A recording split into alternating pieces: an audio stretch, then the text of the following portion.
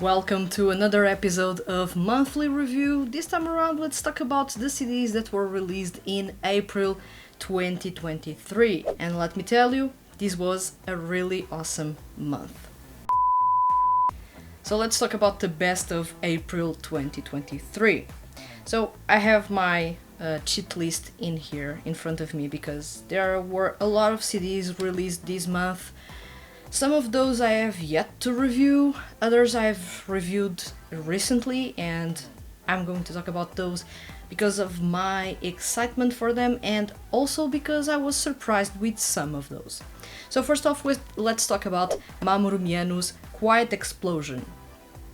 I know that I talked in the previous episode that I didn't know how Miyano is, or at least how Miyano was going to approach the concept of a quiet explosion, but I found it to be quite interesting the way that he actually tackled that in this single.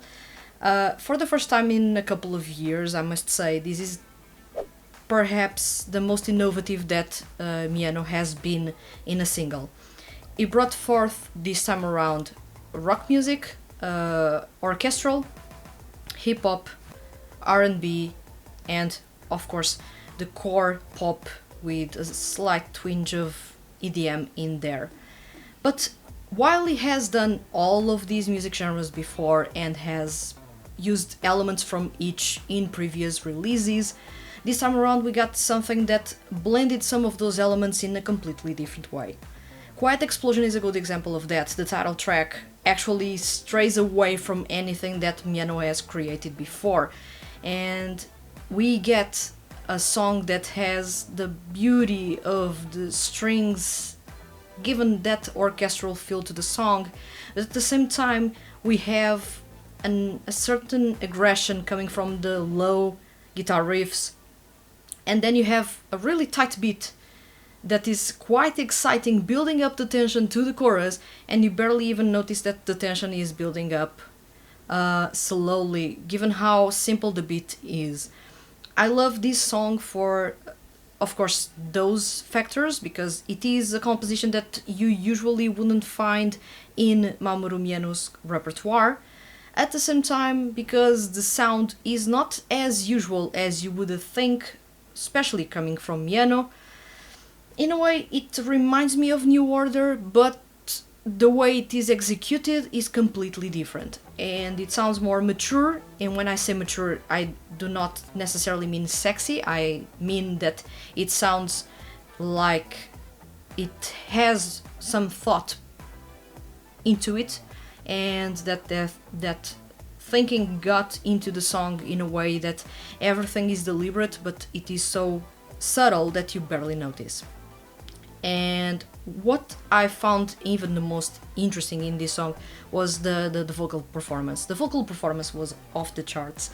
I find the performance itself to be quite tricky, and I wonder how Miyano can actually pull that off live, because I know that for songs like New Order, for example, he is lip-syncing the chorus live. Although he does try his best to perform the full chorus, it's not possible to dance and sing that chorus that usually would have autotune to actually be pulled off in one go, so it is understandable. So I'm most curious to see if first this song is going to have choreography. Of course it is going to have live, and if it has a choreography, how intense it is, because the voice tone for this song is not usual.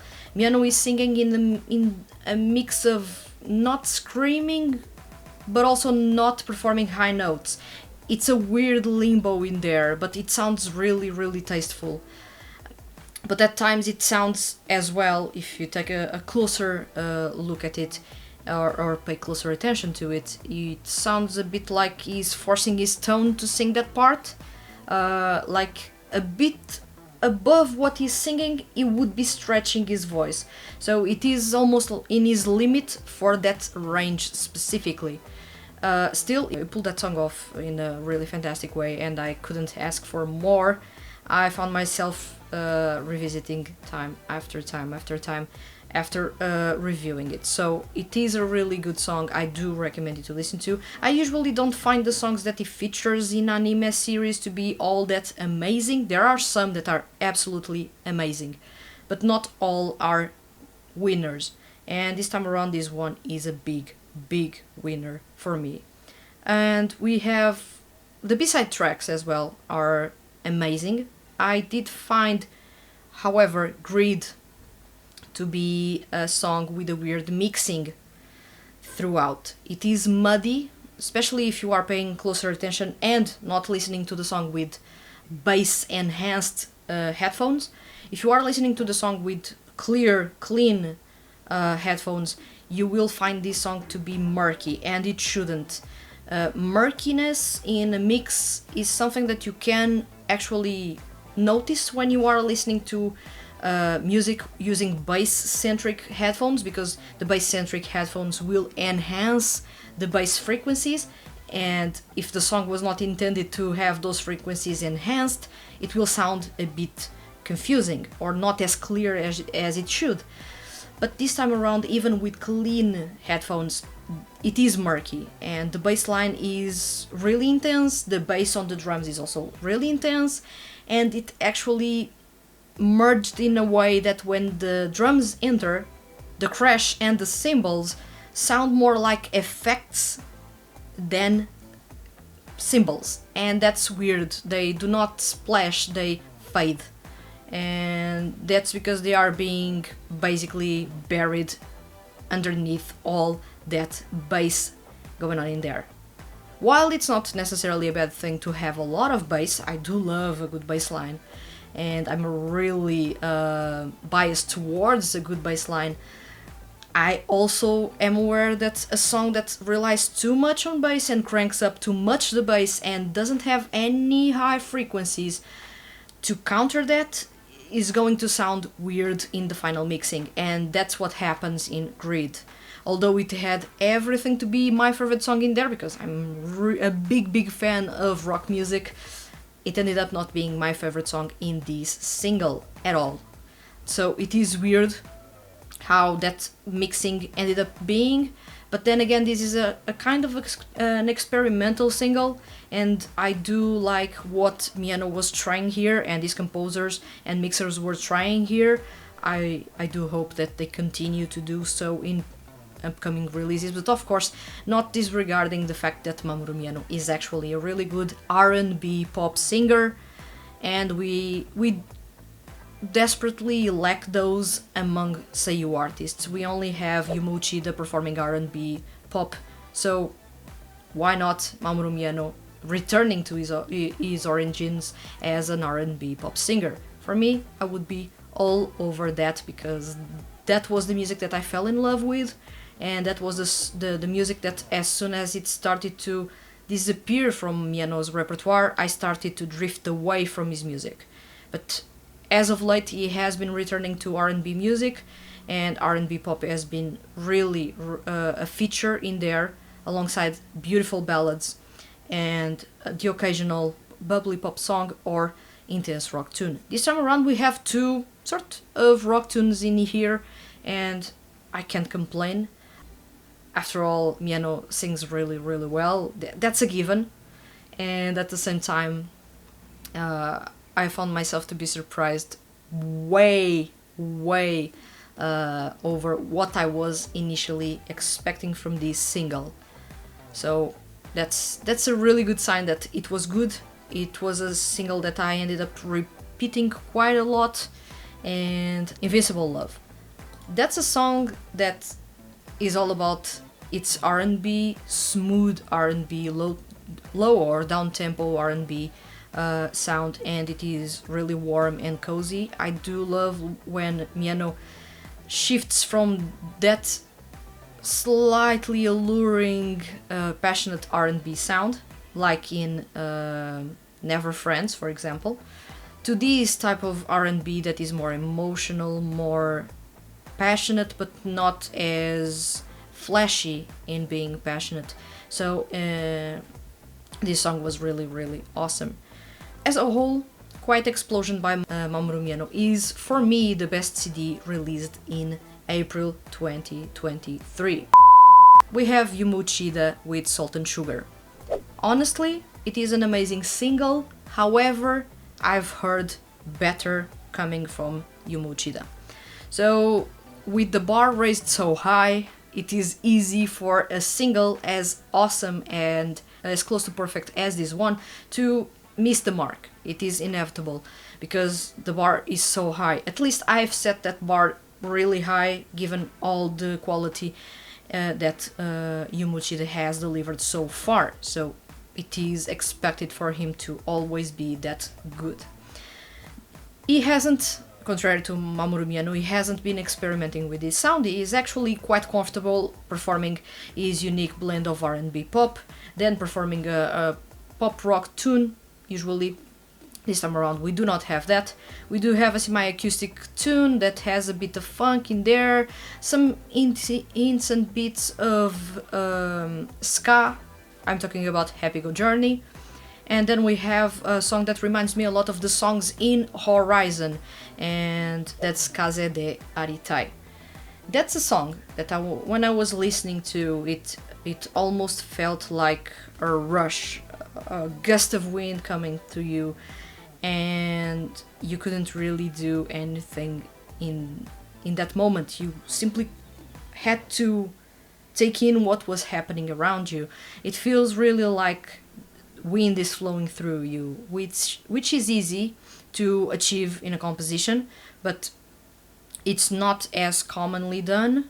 And I do love when songs are that cinematic or that express those kinds of emotions or those kinds of feelings or those settings, or make those settings come to fruition through its composition. And when you listen to this song, you can't really deny the fact that you really feel, especially if you are really absorbed in that song, you can't help but to notice that the air is flowing around you, which is freeing in a way. I do love when songs have that freeing vibe. That it's not necessarily a happy-go-lucky vibe, it's a freeing vibe, like you can do whatever you want, no one can stop you. It's really, really good. It feels good listening to a song like this. At the same time that this song sounds like a song to wrap up a single, and it does wrap up a single, it also sounds like a song that could properly open a single or an album. It is exciting, it is stylish in the way it approaches its atmospheric synths and all the ethereal soundscape that it is basically creating for you. And the way Yuma is actually performing this song is absolutely amazing. I do love when the vocal direction makes him do things in which he sounds even more melodic than usual.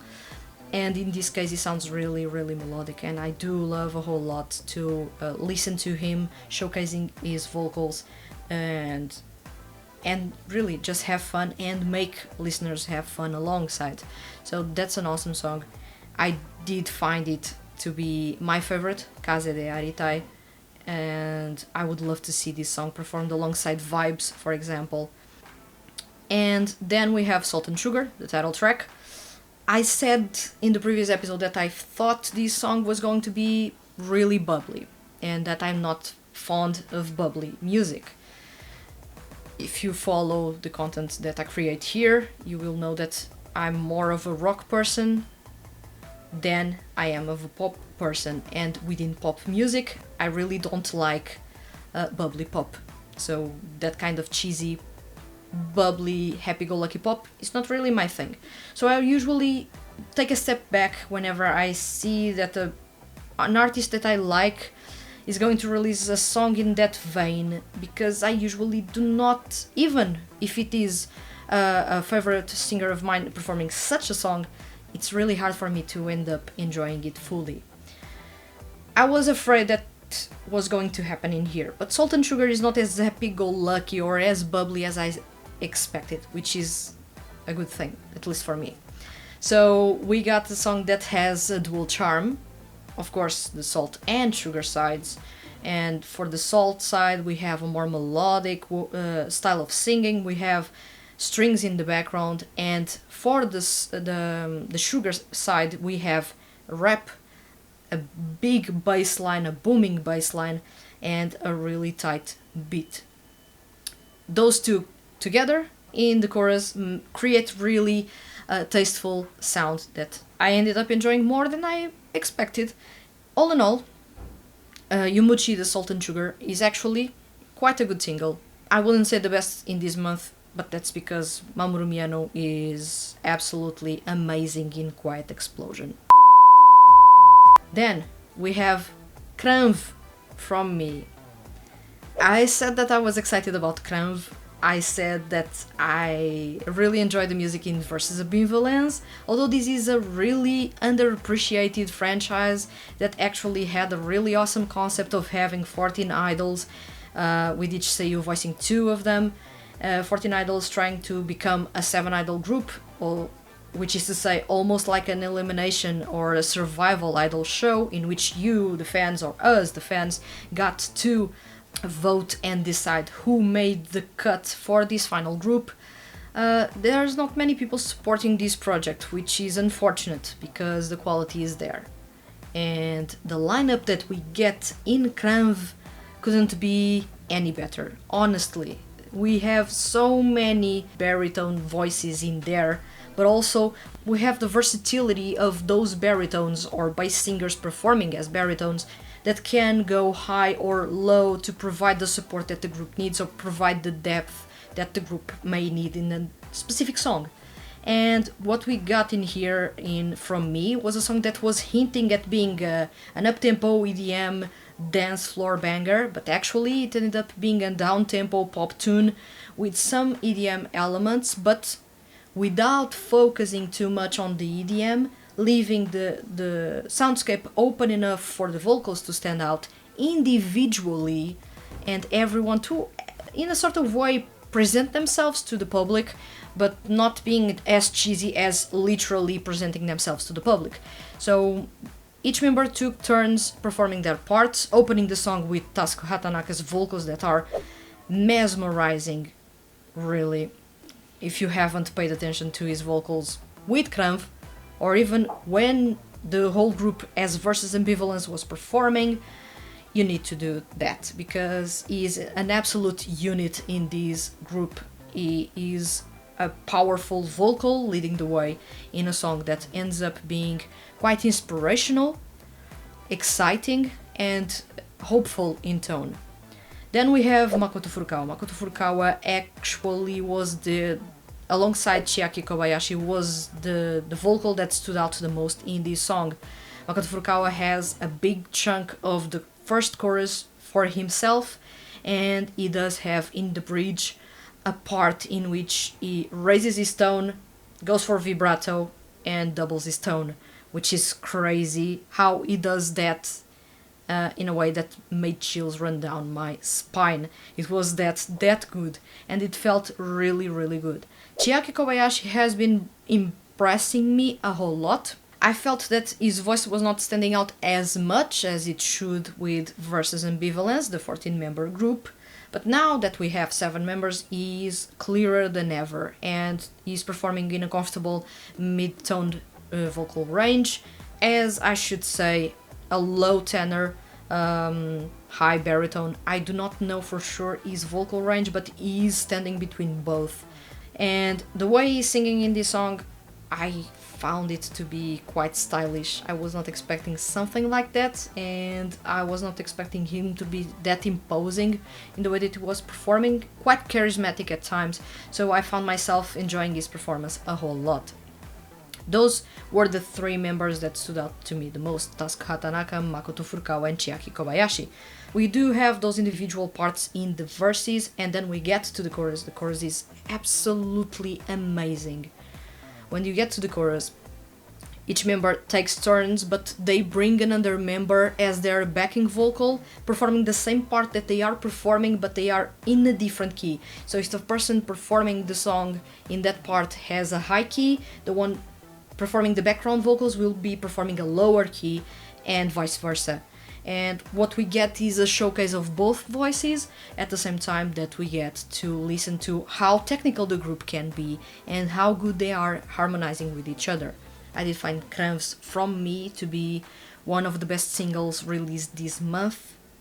honestly a highlight, and I can't wait to listen to more from this group, especially now that they have hinted at more music being released this year. So I'm quite excited about what they have to offer, and I can't help but to gush about their music, because I have been impressed by them since they were that 14-member group, and now that they are this 7-member group, they are stronger than ever, their sound is even more cohesive than ever, and their compositions are really, really good. About the compositions, this song does something that usually composers do not dare doing, which is to change completely the key midway through. You are, of course, listening to a song from start to finish, and it follows a specific key in which all the other sounds will be composing around and creating a harmonious sound around. But in this case, we have the song progressing in one key. When it gets to the bridge and to the last chorus, there is a shift, and it is noticeable if you pay closer attention. If not, it will sound like just a crescendo with high notes, but it's not a crescendo with high notes, it's a crescendo that actually serves as a fade in, fade out to the higher key or different keyed part. And when that different keyed part enters, I can't help but be impressed by the work that was done here in the composition, because it's not easy to do a key change within a song. A good example of that is how Tasuku Hatanaka tried to do that as a solo artist in one of his songs, and it ended up being a mess because it was not properly done and the key was wrong from start to finish. But in here the key made sense, it was something that made sense, the transition from the main key in the first verses, chorus, and leading up to the bridge, and after that what follows in that last chorus and outro made sense when the key changed. It is a higher key, the chords are open, and what you get is an even more liberating, hopeful, and expressive song than what you were getting up until then.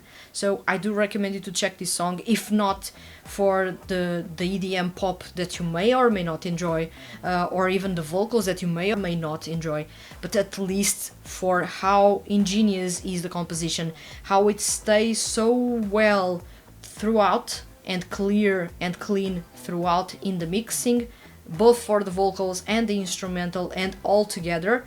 And when you get to that bridge, how the song changes ever so slightly because of such an important thing going on in the composition, the key. And the key changes, all the instruments follow that new key, and the song evolves in front of your eyes, it blooms. It's really, really amazing the vibe that you get with this song and how the song wraps up. So I do recommend you to check XlamV from me. These were my picks for the best songs in April, or the best CDs released in April 2023. Now it's time for your picks of the best CDs released in April 2023. I do have 2 people participating in this episode. Welcome, and thank you for participating. I do have in here ML, so welcome back, ML.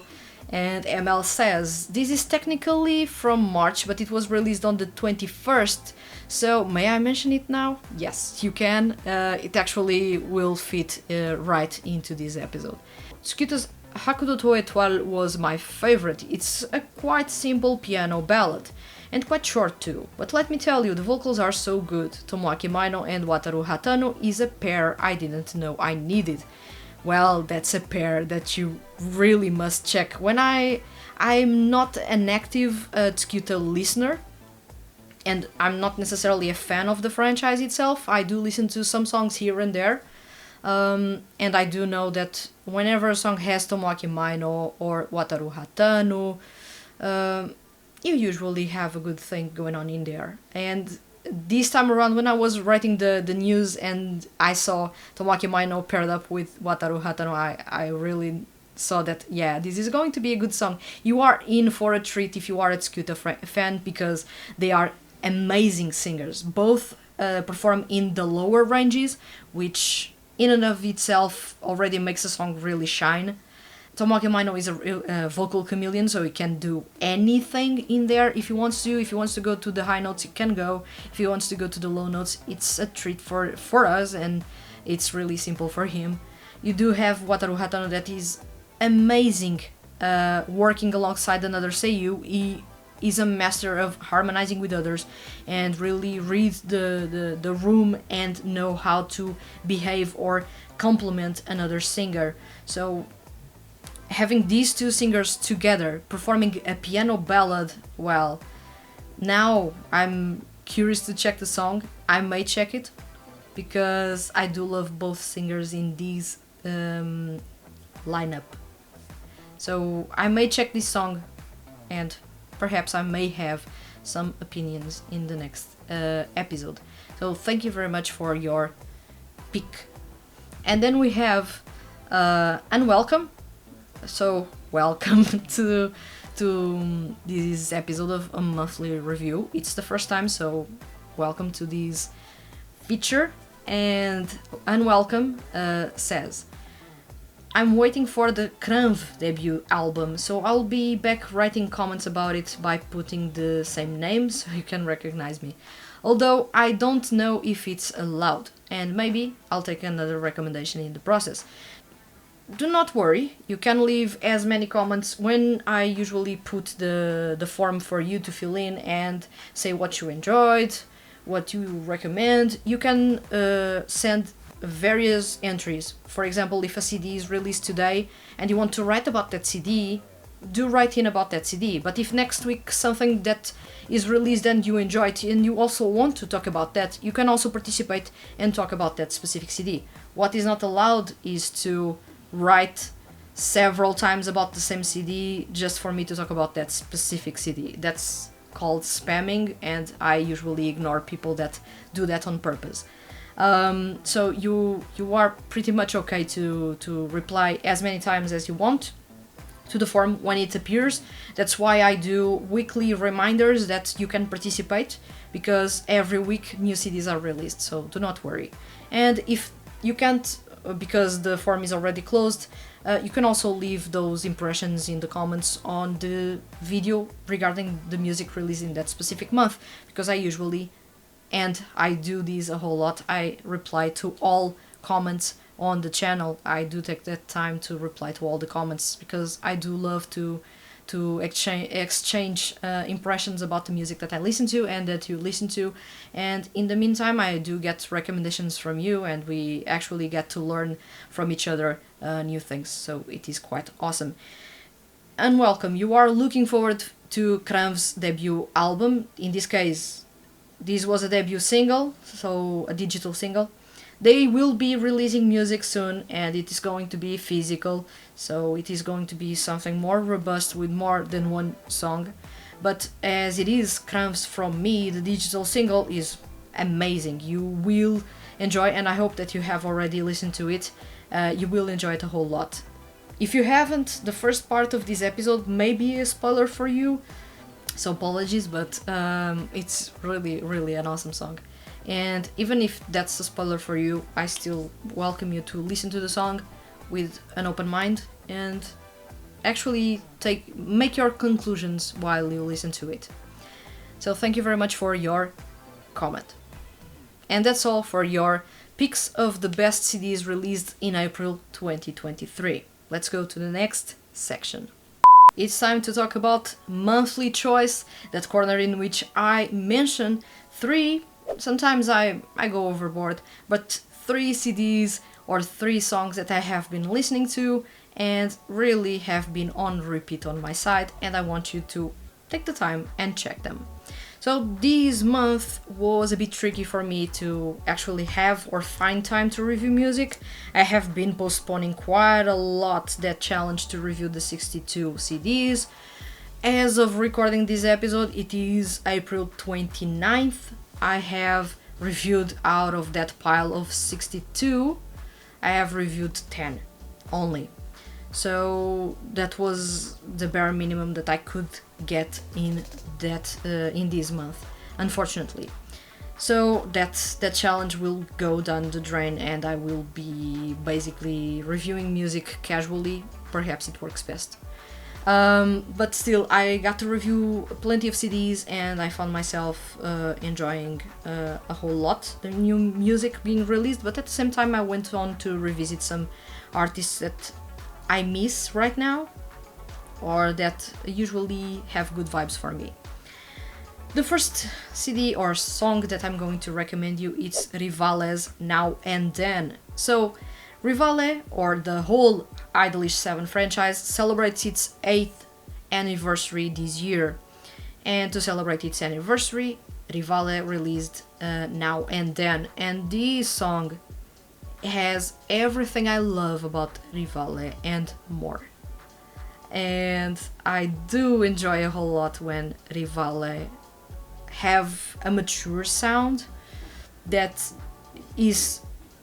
seems like it was put thought into it, that the music has a logic to itself, and that it's not just EDM just to hype you up, it's EDM with a meaning, with the focus, and it's not necessarily a bonkers EDM song, because it's not a bonkers EDM song.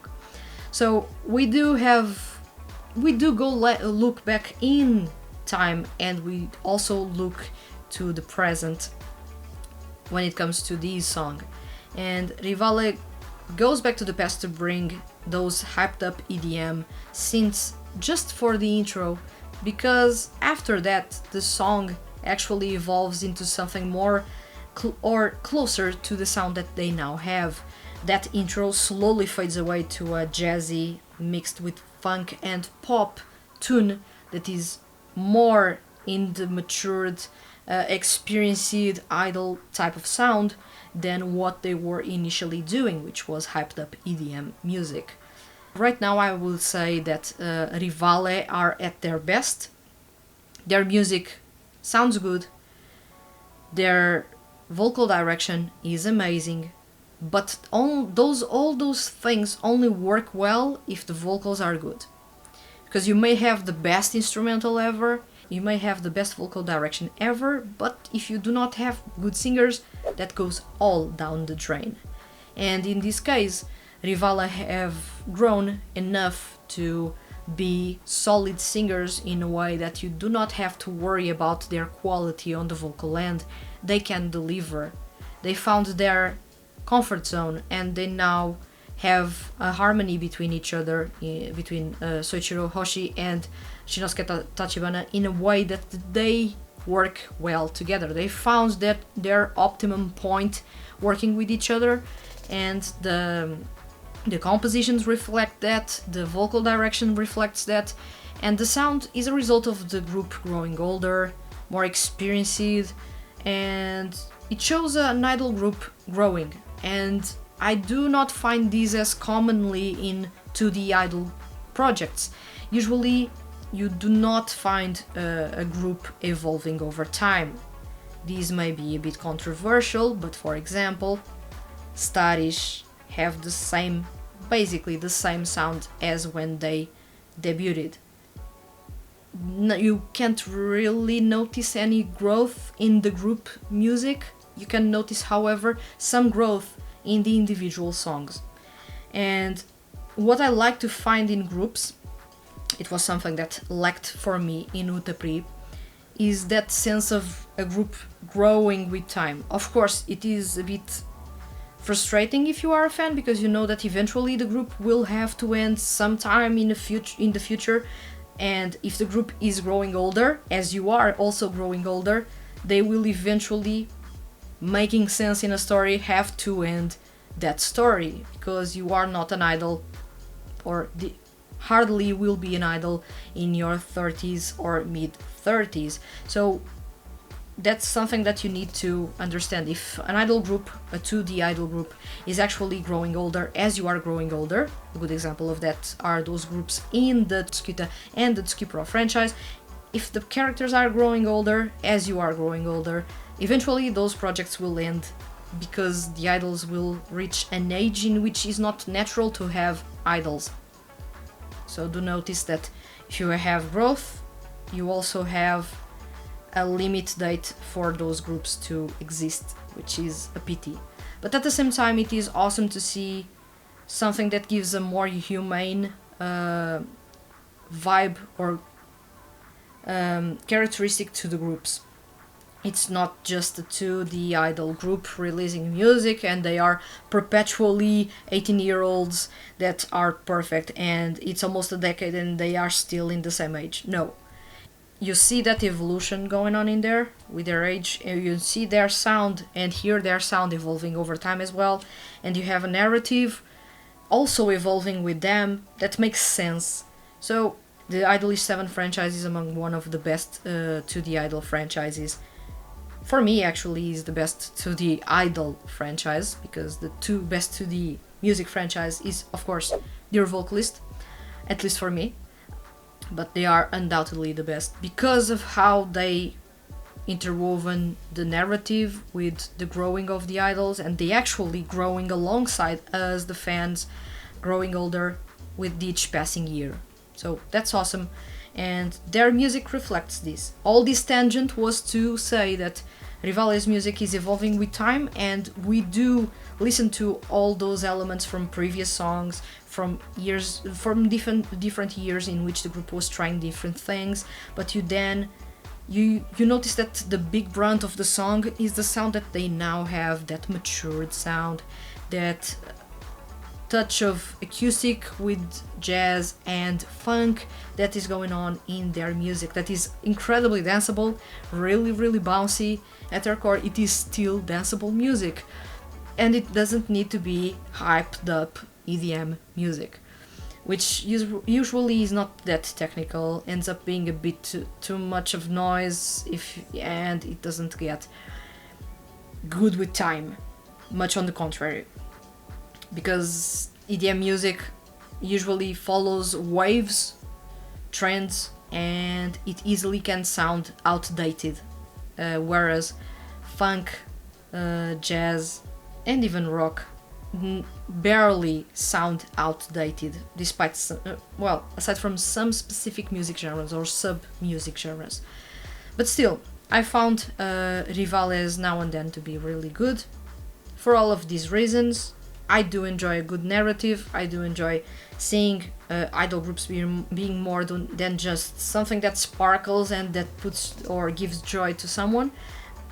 I want to see something that connects beyond that, and usually it is a good story, and then it is this sense of not knowing what the group is going to offer next, because they are growing, they are evolving individually and as a group, and their sound follows that as well, so you do not know what to expect next, and that's exciting. For me, that's exciting.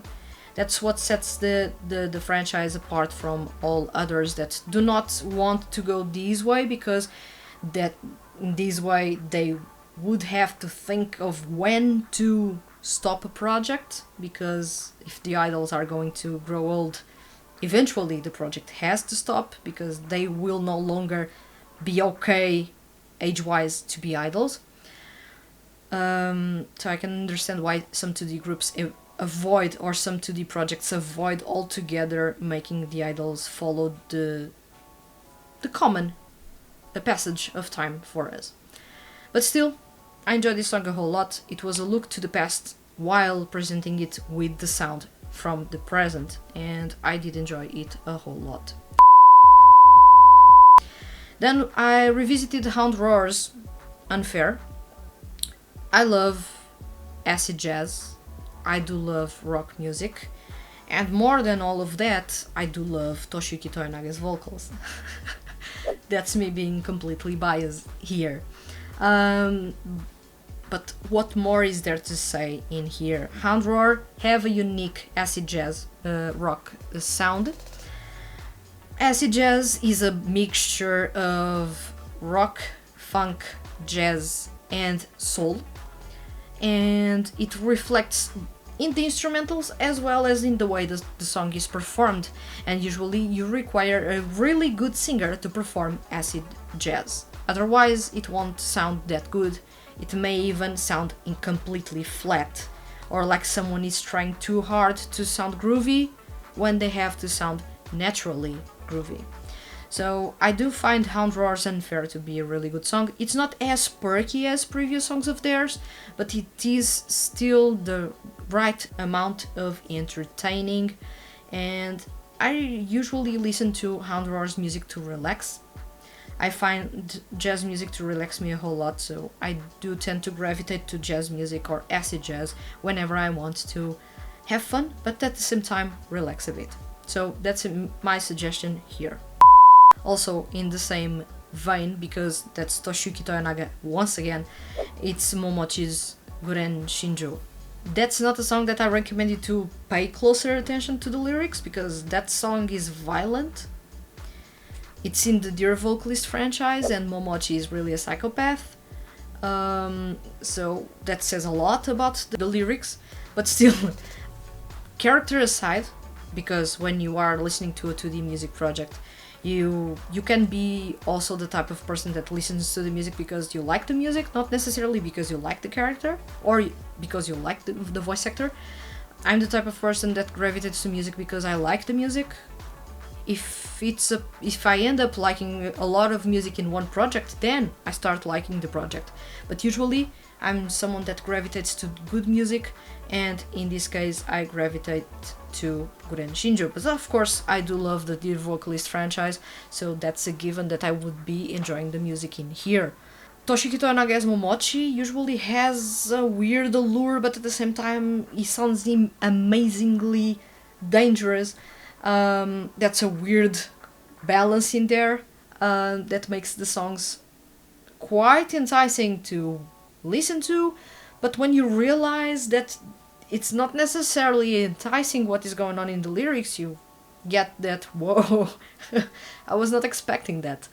Guren Shinjo is violent, fatalistic, but it is so good. If you enjoy EDM music, if you like music that has trap influences, this is the song for you. Guren Shinjo is also available for free on Spotify, because Reject has been slowly, bit by bit, releasing some of those CDs in the Dear Vocalist franchise, so you are starting to see and hear some of the singles or the songs released previously, so you will eventually get all the music, I believe so, in or at least on streaming platforms worldwide. But so far Guren Shinjo is there, so if you want to go listen to it, that song is bonkers, but the way it was composed is crazy good, and the performance is, well, it's Toshiyuki Toyonaga. He does really embody the character when he is performing, and you can feel those emotions going on in the lyrics and the way that the song is performed, that you may feel a bit uncomfortable, but at the same time there is a lure in there, but that makes you not go away from the song. It's weird. It's a weird balance, but the song is really, really good. So that's all my choices in the monthly choice corner. And we have 2 participations in this corner, which is rare.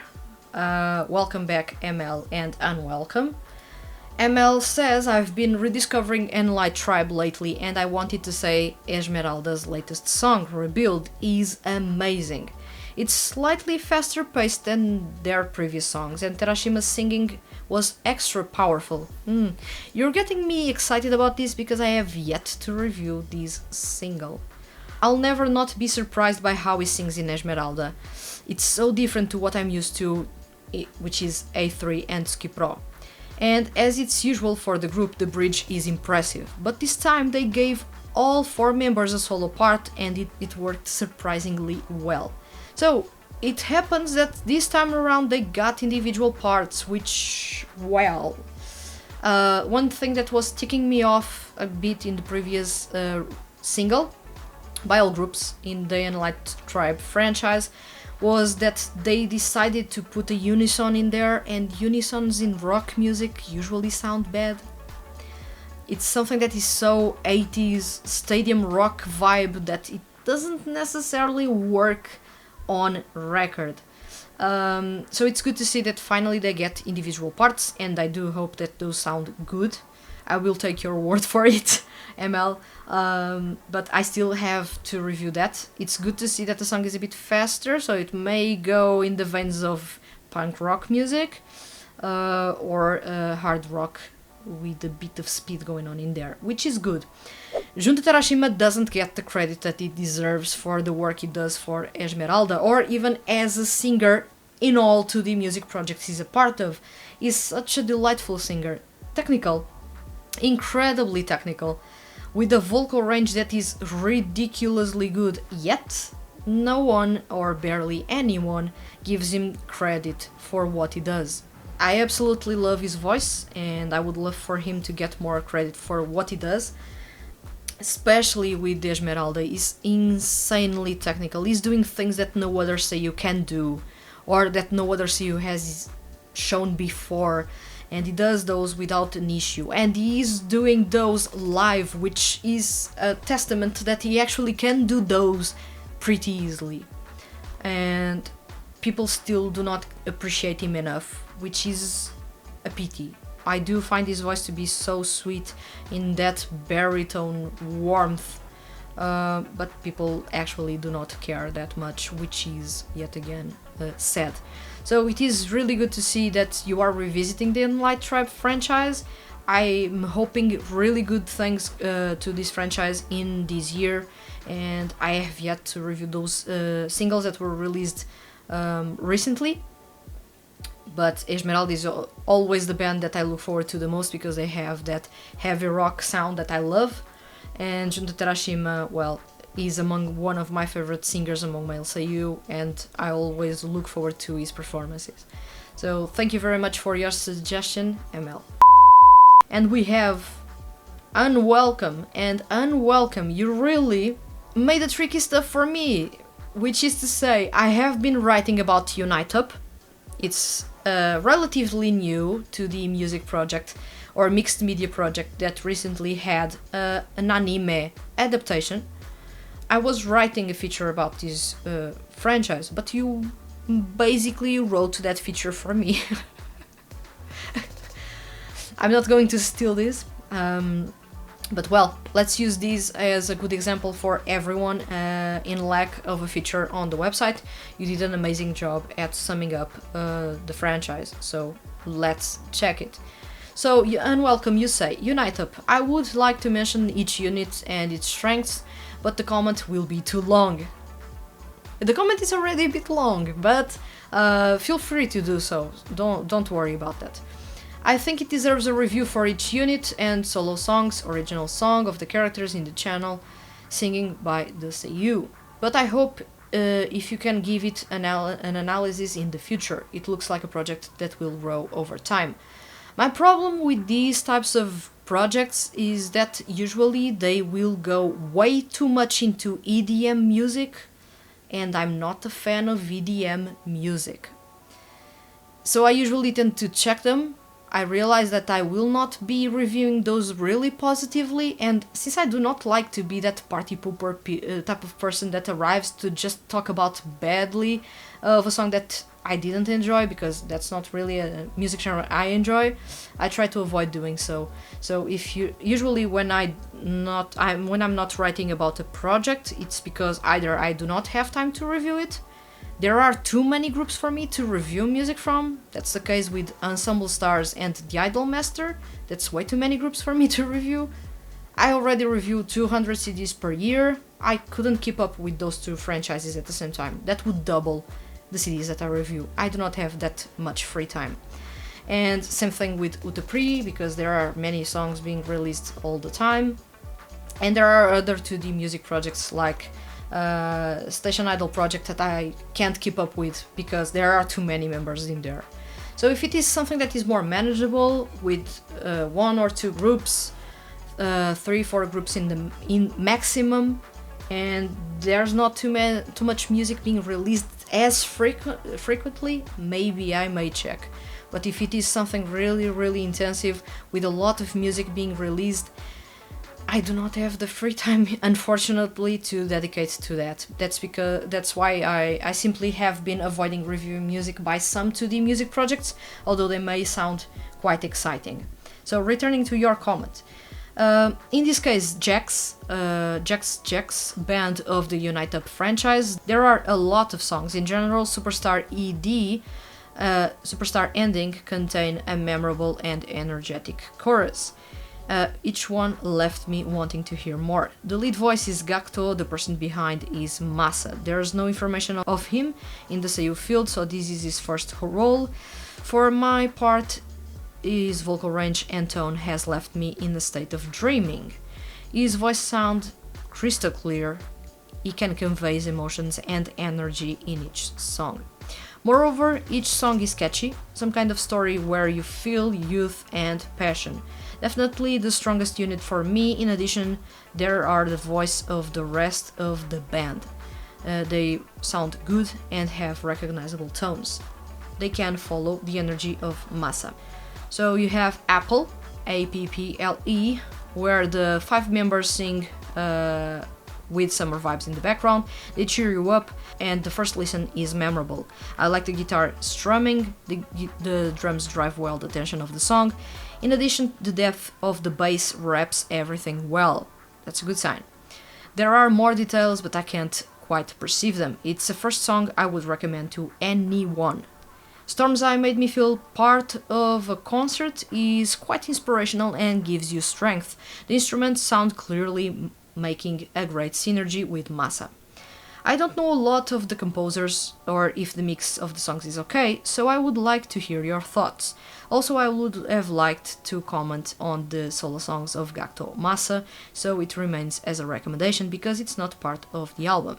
So, from what I grasped while trying to write this feature about Unite Up, is that the project went to enlist utaites in these utaites or singers that were performing as vocaloids in this project. So it is really young people that were singing as a hobby online, and that Sony Music Japan actually picked them up to be part of these projects, which is for Sony Music Japan a low risk, high reward type of situation, because the singers do not have experience as voice actors. They have experience as singers, of course. I remember seeing or watching a video on their YouTube channel in which Yoshiki Nakajima was the presenter, and he was asking some of the members, I do not recall if this was the group that was interviewed at that time, but they were saying that they didn't have any prior experience as voice actors, and they had to learn that in just a couple of weeks before joining the project. Or before starting to sing in this project. So it was quite a challenge for all the members involved, from what I reckon, and if they have in some way impressed people, I do not know, because I haven't watched the anime series, but if they have in some way impressed you, do know that they actually took seiyuu classes in a couple of weeks, when seiyuu classes actually take 1 or 2 years to be taken, and for the seiyuu to graduate a seiyuu school. So they had to do a really intense seiyuu training set of classes before making their debut as part of Unite Up. So it's quite interesting. I am quite excited about Anella, or Anelia. I do not know how that is pronounced. I may have butchered that name, because, of course, the lineup is Yoshiki Nakajima and Soma Saito, but at the same time, it is an idol project with lots of people that I do not know, so it will be really tricky for me to even understand who is performing what, but I can give it a try if I find the music even remotely interesting. But that remains to be heard, because I haven't checked their music, so I do not know if it will actually pique my interest enough so that I will be spending my free time reviewing music in this franchise. Regardless if I am going or not to review music in this franchise, I do plan to write a feature on the website to dive a little bit into each group, each member, and how the franchise came to be. I haven't had the time to complete it, but I will in due time post it on the website so that more people can come across their music, and of course I may mention these in the end-year features as one of the projects that was the most talked about in this year, especially because of the anime series. So do not worry, I will be covering them not necessarily reviewing their music, because I do not know if I'm going to enjoy their music, but for sure I will be covering something about Unite Up and their groups, so do not worry. So thank you very much for your participation, ML and Unwelcome, and let's go to Music in the Horizon. This episode is sponsored by all the Hand That Feeds HQ's patrons on Patreon. A big thank you for the support. And it's time for Music in the Horizon, the corner in which we talk about the music that is going to be released in May 2023, in this case, May 2023. So we have some interesting CDs being released in May 2023. It's not necessarily a fantastic month per se, it's actually quite devoid of music releases for some reason, which is weird. But there are some things that I'm interested or curious about. First off, it's Anthos with Fake. Fake, it's quite the name to add to a CD, and at the same time it is Anthos. I've checked without sound the music video, so I got relatively dark vibes going on in there. I do love that. I do not know how the music is going to sound. Please do not spoil that for me, because I want to go in blind to that CD, as I'm going to really review it. But I'm really looking forward to it. Anthos is among one of my favorites to the idol groups out there. So I do look forward to their music, regardless if it is going to be bubbly or tropical or whatever. I do know that there are songs that will not click with me, but regardless I will be enjoying all the same. So Anthos Fake, it's a CD that I look forward to a lot, and I want to see what the group creates next with their set of 2 new songs. For those that follow the story, there's more story to follow in there. The CD comes as well with drama tracks. Then we have Takuyaguchi with his first single, Pizza Sushi Planet Walking. The title doesn't say anything to me, but then again, the title doesn't have to really make sense.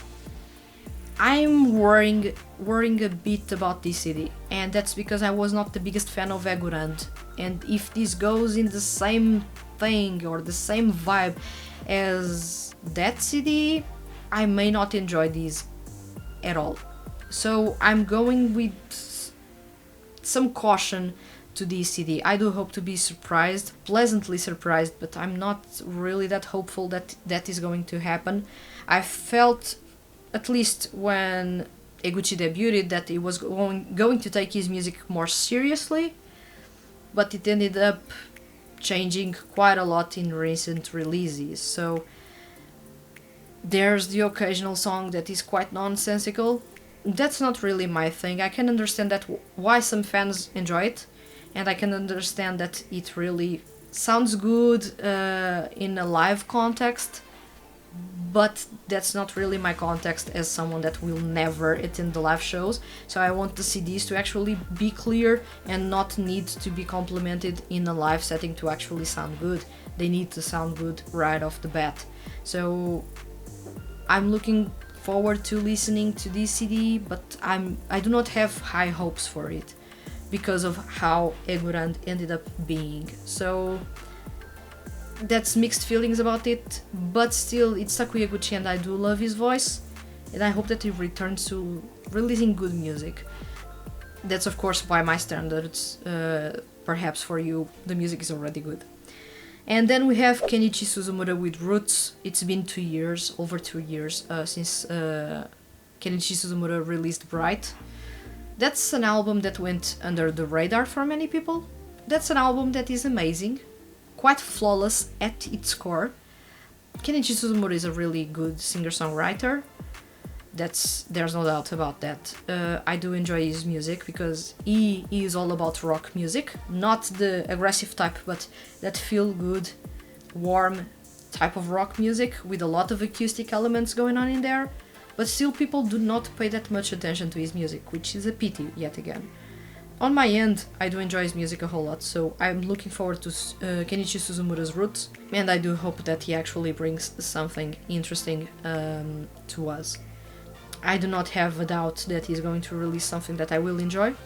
I'm just one person. I can't help that much with sales in Japan, so I do hope that people in Japan actually end up supporting his music, because nothing is more frustrating than seeing a talented singer barely entering Oricon's top 50 chart. It's really, really frustrating. So I do hope that he gets to enter the chart and sell enough to warrant more music releases. And these are all my picks of CDs that I look forward to in May 2023. Anthel's Fake, Takuyaguchi's Pizza Sushi Planet Walking, and Kenichi Suzumura's Roots. So it's time for Ask Vanessa.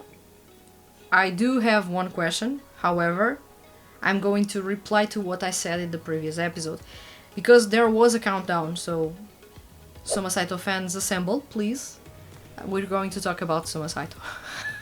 And then we are going to reply to the question that was made in this episode. So there was a weird countdown going on social media. If you do not have Twitter, there was a countdown going on in there. I talked a bit about it in the previous episode of Monthly Review. And that countdown actually led up to Soma Saito's 32nd birthday. What did fans get in that day? I believe many fans were expecting music to be released or something to be announced that involved music, but what we get, although involving music, was Sakura Music saying that finally all the music videos by Soma Saito will be uploaded in full on his official YouTube channel, and now international fans can watch those videos that were region locked until recently. Congrats, Sakura Music, you stopped being in 2009 and finally joined us in 2023. Wow, it took them long to make that. King Records, in a comparison, as the music label that is most forward about that and is the most open about making the music videos available, because if fans want, they will purchase the DVDs all the same. You do not need to lock the music videos in the release only, because there are people that now can't purchase that CD but may purchase in the future, and they may want to watch the music video, and they will be paying you on YouTube to watch that video with those ads that play in the start of the video. So it doesn't make any sense why Sakura Music was taking this long to actually make those videos available. So them announcing that and being so proud of announcing that sounded so weird and so out of touch that I almost laughed. It doesn't make any sense from a marketing standpoint to trying to market their artist and still having their YouTube channel with the same header from his debut. It's not updated, nothing is welcoming to anyone. Then having the profile image still being the debut profile image, it's not anymore, they changed it. And then having the description not really telling that much about the artist himself, which is weird. Now they have changed it a little bit, but still they could, for example, talk about the accolades and link to official websites and the sort, and they do not do that at all. That's a missed opportunity in there for them. So I do find their marketing lacking a lot, and for them to be celebrating, yeah, we now have the full music videos available on YouTube. Yeah, the Japanese fans already had those blocked to us, which was, to say the least, quite ridiculous. And now we are celebrating something that other music labels, Pony Canyon, King Records, Avex, already do, even prior to the CDs releasing, which is ridiculous. So to take this long for Soma Saito, especially for Soma Saito, that is easily the most successful seiyuu artist at Sakura Music, is weird. Is really, really weird. So I do not know what they are doing there. I do not know if they have a team in charge of that or just one person to manage all the social media for all artists. But it is crazy that this took so long and that we got to celebrate something that really, it's not really worth celebrating. Most fans by now are already fed up about that and went on to watch the music videos on pirate websites or have actually purchased the CDs because they couldn't wait any longer.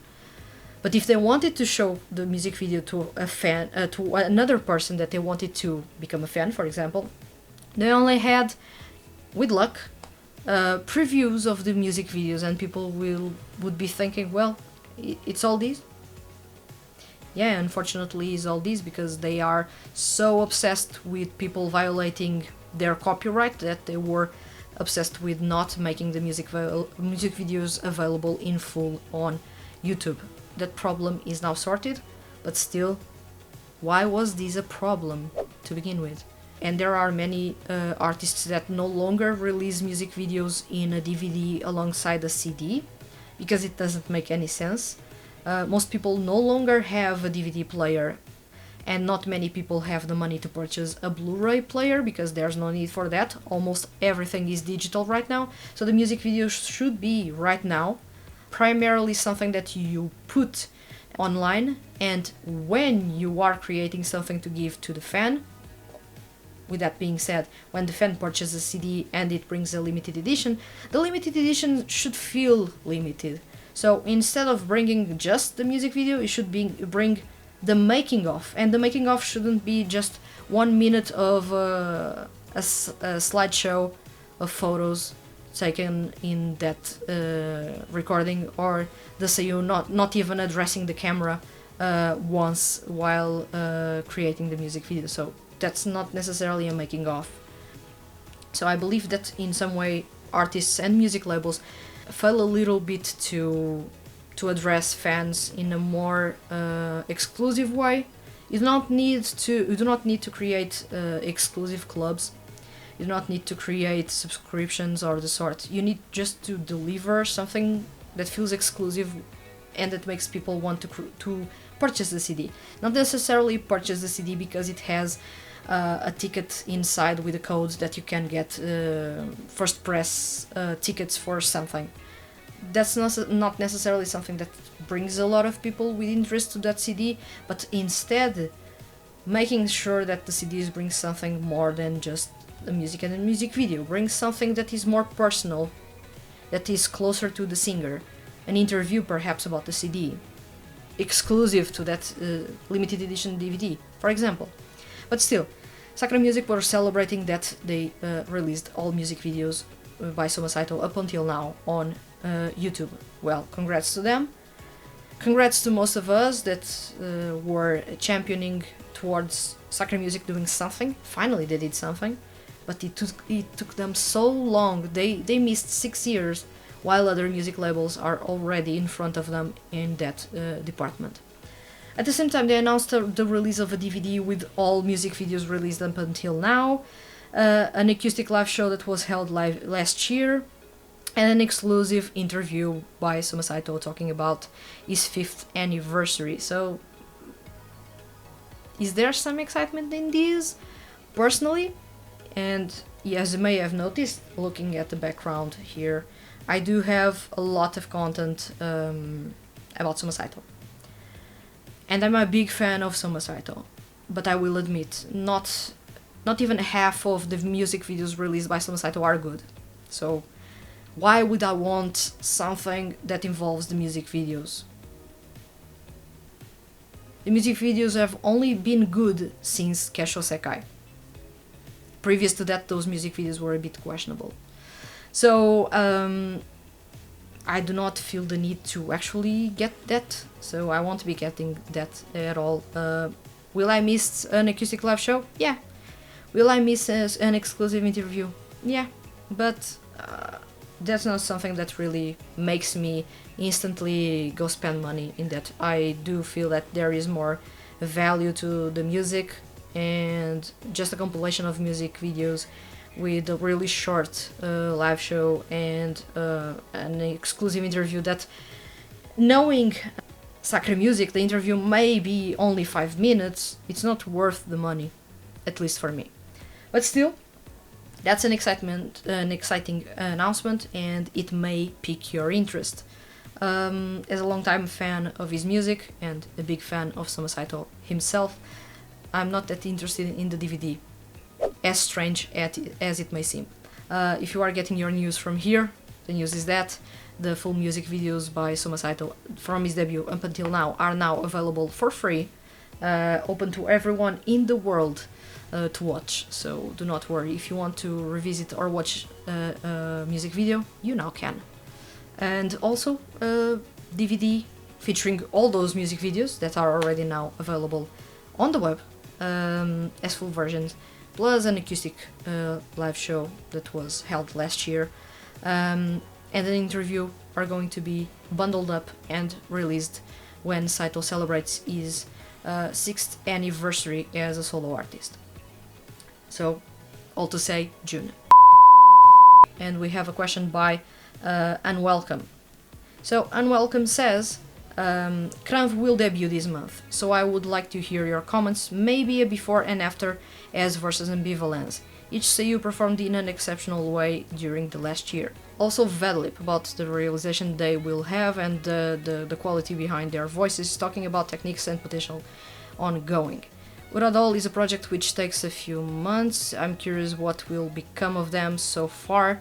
They have a short music video and special drama, and behind the characters are seiyus with solid vocals. I don't know, I leave a honorable mention. So let's go you bring 3 different points to these questions. So I'm going to quickly wrap up 2 points because I haven't covered them. Uradol, I haven't listened to their music, I can't talk about this project. The lineup is promising, however, I haven't heard their music and I can't say anything about them so far. I may have an impression in the coming months, but then again, I have their music to review, but I do not expect that to happen as soon as I want. Vedlip, I was going to review the music, or I was going to review AOPL 5, but the CD isn't here yet, so I still do not know how Vedlip sound like. So I will be talking about Vedlip perhaps next month, or in the May episode, but I will not talk about it now, because I do not have an impression. But I do look forward to Vedlip a whole lot, especially because the lineup is outstanding, and you have Yuma, Uchida, Natsuki Hanai alongside Kensho Ono, the 3 being a core in the vocals for this group, so I can't wait to listen to them. Unfortunately, I haven't listened to their music yet. XlamV, I've talked about extensively, I believe, early on in this episode, so the music that they now have is a continuation of what they were doing, however they are making a statement about who they are, what their music is all about, and what you can expect next. They have a really hopeful, really bright and expressive sound. Their vocals are better than ever, at least in my opinion. I thank everyone that voted that put most of the higher toned vocals outside of this group, because otherwise this would sound like a kids group, and right now they sound really mature, and they can do many more things, many more interesting things as a group than they could have with the lineup that they had before as Versus Ambivalence. I did enjoy their music as Versus Ambivalence a whole lot. There are plenty of CDs that I fully recommend you to check. I've reviewed their music, all their music, minus their last CD prior to becoming a 7-member group, so I do have that to review as well. I'm really enjoying XlamV a whole lot, so if you can, do check them, and I hope you have checked them and have really good impressions about their music, because I did enjoy their music a whole lot, and I want more people to actually fall in love with them and fall in love with how interesting Versus Ambivalence actually ended up becoming as a 2D music project. It sounded a bit generic at first for me, and I was a bit on the fence because of that, but that voting that went on to decide the final group, now the final group that is going to promote as XlamV, or that is promoting as XlamV, are releasing their music. It's really, really awesome, the whole process up until now. how much the group grew or the members grew and what we get in the final group. It's unbelievable. So I do recommend everyone to check XlamV if they can. My impressions is that basically consists of XlamV and Versus Ambivalence. Those 14 members do not change that much their vibe, but you can tell that their sound is now more mature than it was, because there were many members that were minors in the original 14 member group, and now we do have plenty of members that are not necessarily minors or really school kids in there. So you can do many more things going on in there. You do have most of the seiyuu performing in their natural singing tone, which can lead to really awesome performances, as they will not have to force anything to sound good. So I do look forward to them a lot. It's a pity that Vedlip I have yet to review their music, so I do not bring any impressions right now. And Duradol I have yet to pick up their music, so I haven't touched a thing about Uradol. But then again, Wataru Hatano is there, so I'm looking forward to checking that project. So that's all here. Thank you very much for your question, Unwelcome. Just like Unwelcome did, you can leave your questions in the forum that is usually shared in the community tab on this YouTube channel, as well as on social media. The hand that feeds is present on Twitter, Facebook, and of course Instagram. But I only share that forum on Twitter, Facebook, and here on the community tab. So if you watched your episodes here and you want to participate, subscribe to the channel and follow the community tab, because I usually share the forum to participate in these episodes. And you can share your comments with me, ask for my impressions, and I will try to do my best to answer your questions and give those impressions. So that's all for this episode of monthly review about the releases in April 2023. I do hope that you enjoyed it a whole lot, and I do hope that you are looking forward to the music in next month, and I look forward to reading your impressions on next month's CDs. Thank you for watching. I'll see you guys soon.